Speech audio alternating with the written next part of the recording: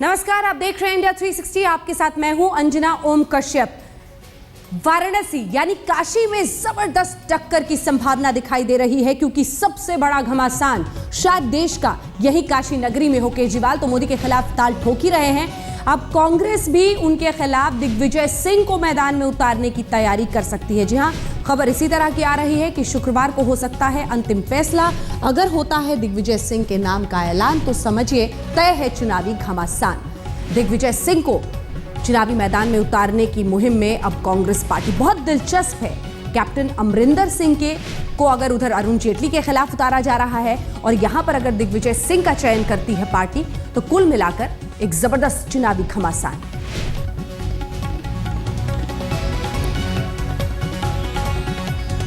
तो कुछ तस्वीर अब साफ हो रही है। काशी की तस्वीर ये कहती है कि एक दिलचस्प मुकाबला।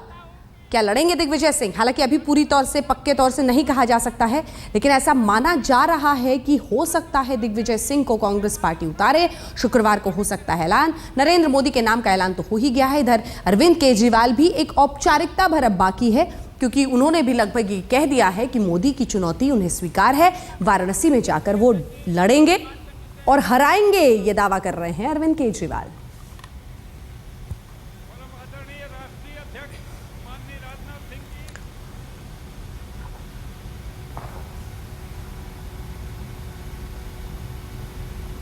तो एक दिलचस्प जंग की शुरुआत दिखाई दे रही है अगर वाकई दिग्विजय सिंह के नाम का ऐलान हो जाता है। मौसमी हमारे साथ, हमारी सहयोगी सीधे इस वक्त जुड़ रही है। मौसमी, बहुत दिलचस्प होगा। शायद सबसे बड़े ब्लॉकबस्टर की स्क्रिप्ट अब वाराणसी के लिए लिखी जा रही है। शुक्रवार तक अंतिम फैसला, क्या कह रहे हैं आपके सूत्र? बिल्कुल अंजना, देखिए दिग्विजय सिंह को कहा जाता है एस अटैकर, यानी कि शब्दों के बाण वो अक्सर नरेंद्र मोदी पर छोड़ते आए हैं। अब चुनावी दंगल में भी दिग्विजय सिंह, सूत्रों के हवाले से जो खबर आ रही है, वो तैयार हो रहे हैं। उन्होंने पार्टी को ये कन्वे कर दिया है कि वो मोदी के साथ दो चार हाथ करने को तैयार है, उनको चुनावी रण में चुनौती देने को तैयार है। और पार्टी जो है पिछले कुछ दिनों से चर्चा और विचार विमर्श का दौर जारी है। माथापच्ची चल रही है कि आखिर कौन सा ऐसा कैंडिडेट हम मोदी के खिलाफ खड़ा करें कि एक फेस सेविंग हो। एक फेस सेविंग टैक्टिक के तौर पे तमाम नाम सामने आ रहे थे, और उसके बाद नाम सामने आया है दिग्विजय सिंह का, क्योंकि अक्सर अपने शब्दों के बाण से, अपने वाक्य युद्ध से, अपनी बयानबाजी से और तथ्यों के आधार पे उन्होंने मोदी पर हमला किया है। हाल ही में उन्होंने एक प्रेस कॉन्फ्रेंस भी बुलाई थी, जिसमें उन्होंने नरेंद्र मोदी के बारे में तमाम बातें की थी। यहाँ से लेके सियासी बातों से लेके निजी वार भी उन्होंने नरेंद्र मोदी पर कसे थे। और दिग्विजय सिंह काफ़ी तत्पर नजर आ रहे हैं। उन सूत्रों के हवाले से ये खबर आ रही है कि उन्होंने पार्टी को भी ये कन्वे कर दिया है कि वो लड़ने के लिए तैयार है। तो बनारस का जो युद्ध है अंजना, काफ़ी दिलचस्प होने वाला है। जिस तरह से अरविंद केजरीवाल, नरेंद्र मोदी काफ़ी चमकदार कैंडिडेट्स थे, और अब दिग्विजय सिंह भी उनके साथ लड़ेंगे, तो ये मुकाबला काफ़ी दिलचस्प होगा। जाहिर है पूरे देश की नजरें अंजना टिकी होंगी। बिल्कुल, दिग्विजय सिंह साहब हैं ही इतने दिलचस्प किरदार। मौसमी, बहुत बहुत शुक्रिया आपका इस तमाम जानकारी के लिए। अरविंद केजरीवाल हो या नरेंद्र मोदी, दोनों पर ही जिस तरह से कटाक्ष करते हैं अपने ही अंदाज में, ट्विटर को हथियार बनाकर दिग्विजय सिंह, सबकी नजर रहती है और अगर उन्हें ही चुना जाता है। लेकिन यह भी कहा जाएगा कि कांग्रेस पार्टी उस दबाव में आती दिखाई दे रही है जिसमें अरविंद केजरीवाल ये कहते हैं कि आप एक दूसरे को वॉक ओवर दे देते हैं, यानी एक प्रबल उम्मीदवार अपनी पार्टी से नहीं उतारते हैं किसी को रोकने के लिए। तो क्या इसी दबाव में आकर अब नरेंद्र मोदी के खिलाफ दिग्विजय सिंह को उतार रही है कांग्रेस पार्टी? दिलचस्प है। बहरहाल, नरेंद्र मोदी ने काशी से शंखनाद क्या किया? आम आदमी पार्टी के संयोजक अरविंद केजरीवाल ने उन्हें चुनावी पटकनी देने की पूरी अब ठान ली है। इसके लिए वाराणसी में केजरीवाल की रैली से पहले कार्यकर्ताओं को बाकायदा ट्रेनिंग दी जा रही है।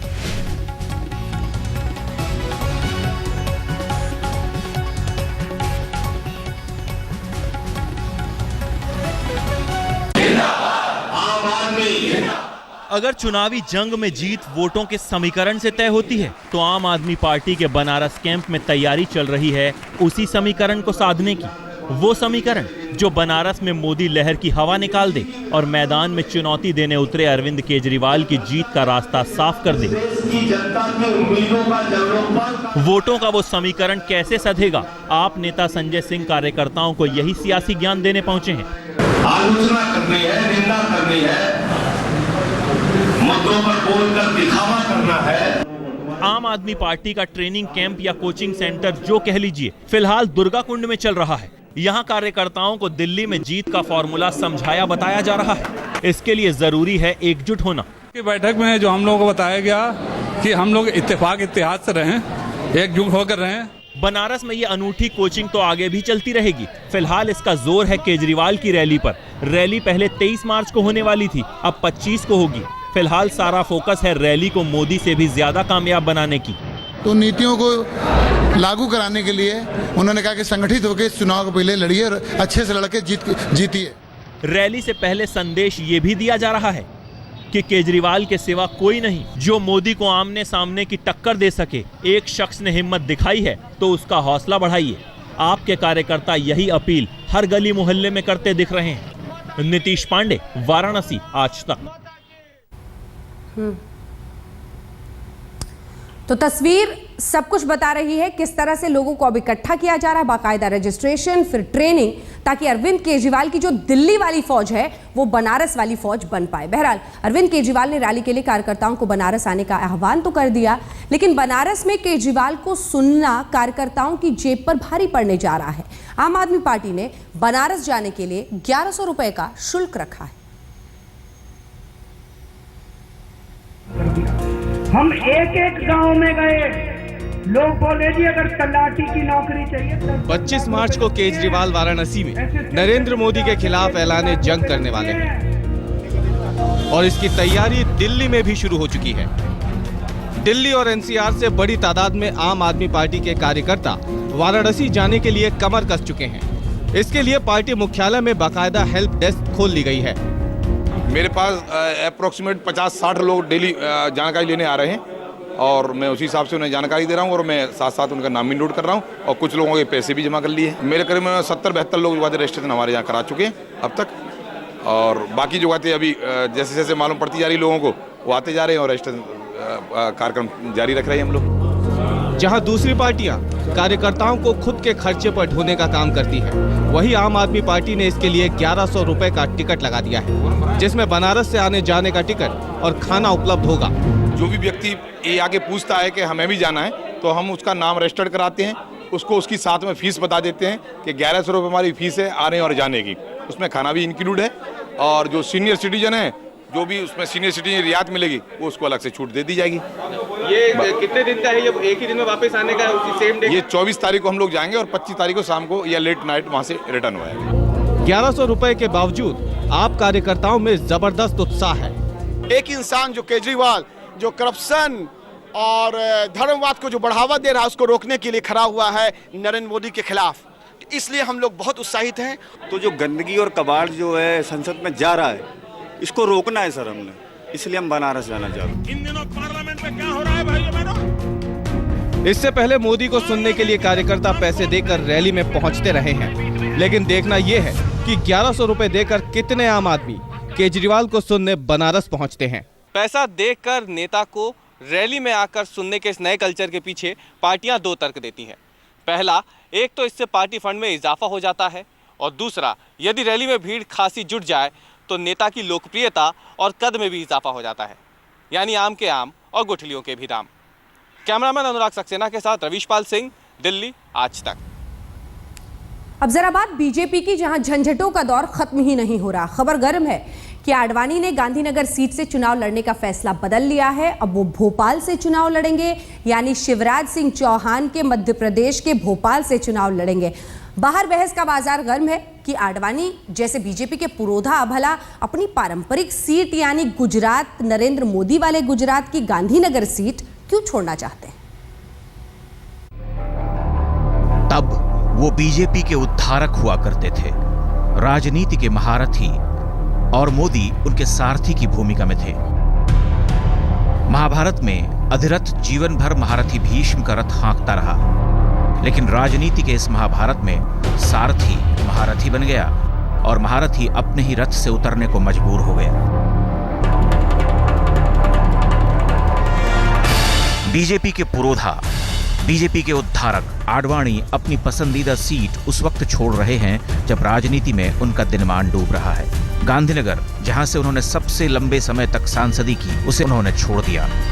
वो भोपाल पहुंच रहे हैं। स्वागत में पहले से पोस्टर लगे हैं। मैंने तो चुनाव में बहुत पहले से उनसे ये अनुरोध किया था कि आप भोपाल से आकर लड़ें, बहुत अच्छी सीट है, निश्चित रूप से यहाँ से हम जीतेंगे। कहने की बात है कि कैलाश जोशी ने सक्रिय राजनीति से संन्यास लेते हुए आडवाणी को अपनी सीट सौंप दी, लेकिन बीजेपी के महारथी ने अपनी सीट छोड़ने का विचार क्यों किया?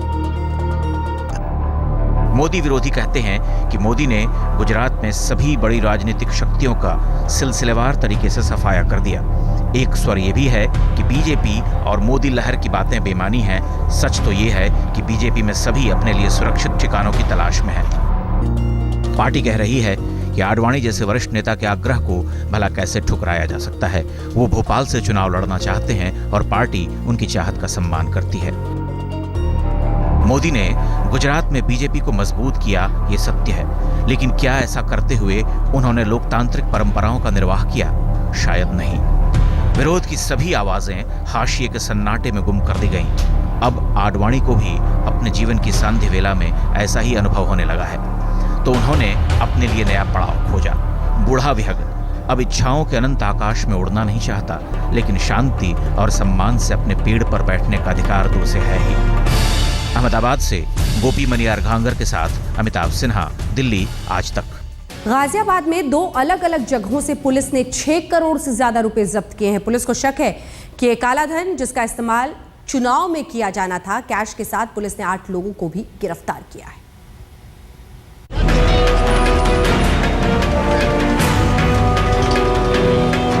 ये 2 तस्वीरें हैं गाजियाबाद के 2 अलग-अलग इलाकों की। एक है दिल्ली यूपी बॉर्डर पर स्थित यूपी गेट, तो दूसरा है कविनगर इलाका। इन दोनों ही जगहों से एक दिन में पुलिस ने नोटों की भारी बरामदगी की है। यूपी गेट पर पुलिस ने 4 करोड़ कैश बरामद किया, जबकि कविनगर में 2 करोड़ 35 लाख रुपए पुलिस को हासिल हुए हैं।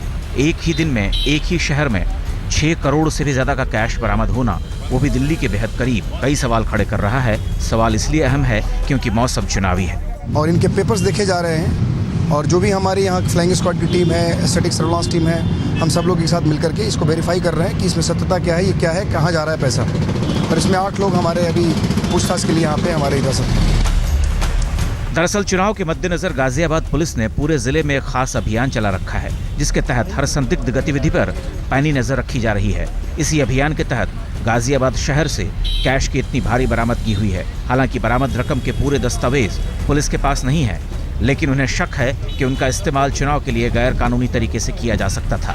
इनकम टैक्स वाले जब आ जाएंगे तो सभी जो भी इन पे दस्तावेज है प्रस्तुत किए जाएंगे, इनके लोग लेके आ रहे हैं, और अगर ये ठीक है तो उस हिसाब से कार्रवाई की जाएगी। अगर कोई बात इसमें वैसी निकलती है तो जो भी चुनाव के निर्देश हैं उनके तहत आवश्यक कार्रवाई की जाएगी। फिलहाल पुलिस ने उन 8 लोगों को हिरासत में लिया है जिनके पास से रुपए बरामद हुए हैं, लेकिन चुनावी सीजन में रुपयों की इतनी भारी बरामदगी कई सवाल जरूर खड़े करती है। राम किंकर सिंह के साथ मनोज कुमार, दिल्ली आज तक।